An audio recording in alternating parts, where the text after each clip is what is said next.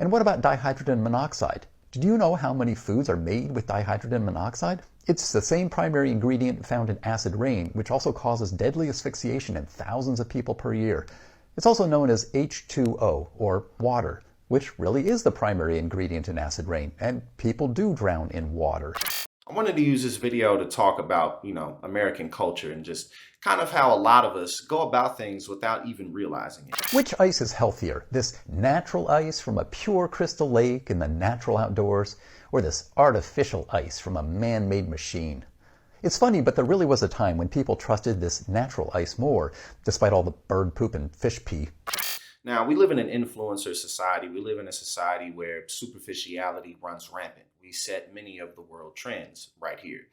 And because of that, a lot of what we do is because it's trendy, not necessarily because it really is of benefit to us. Maybe we are choosing to try new things, but a lot of the time we're just following trends. So you can see this from this video's perspective, whether it's natural or not natural. You can see this in the fitness world too.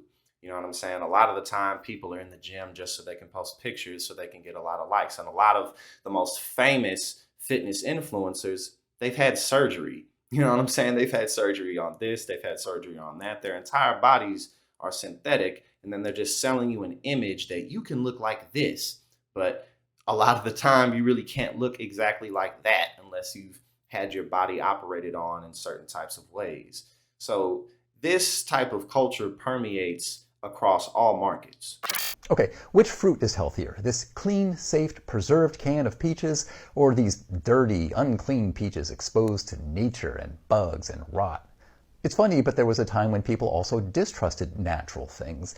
They knew nature was out to kill them, and people really got sick from fruits. So canned fruit was actually considered healthier and higher quality. Capitalism is such a double-edged sword because it allows people obviously to capitalize and to create industry and to create a lot of financial freedom and economic mobility. But at the same time, example, even from when I was a little kid, I used to think, how is it possible that all these millions and millions of water bottles are all coming from some endless fountain of youth spring of clean, fresh water?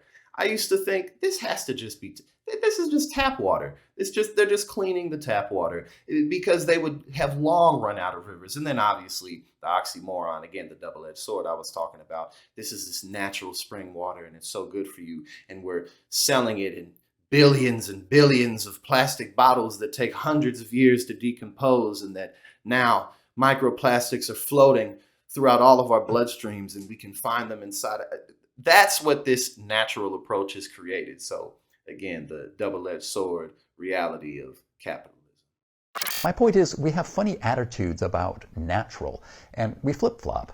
We develop technology to save us from the harms of nature, but nowadays we think nature will save us from the harms of technology. It's a first world problem. We have this kooky fear of artificial things and a false assumption that natural is always better. This is a fallacy known as appeal to nature, or as I like to call it, granola logic. Look, at the end of the day, whatever it is that you're going to do, just make sure that you're doing the research and that you know what you're getting yourself into and that you're not just following a trend. Don't get the botched surgery just because you feel like you have to look this way to impress a certain type of man that you think that you need.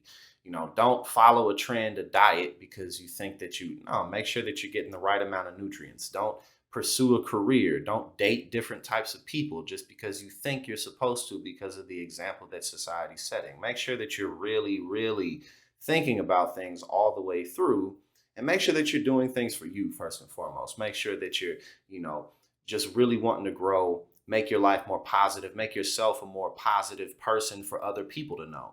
You want to be somebody that spreads positive energy. And even, we're not all positive all the time. And if you have anger, if you have some passion, put that into something positive, like politics, like community involvement, like whatever your passion may be. It's all about balance. So make sure that whatever trends it is that you want to follow, that you're doing it for yourself first and foremost.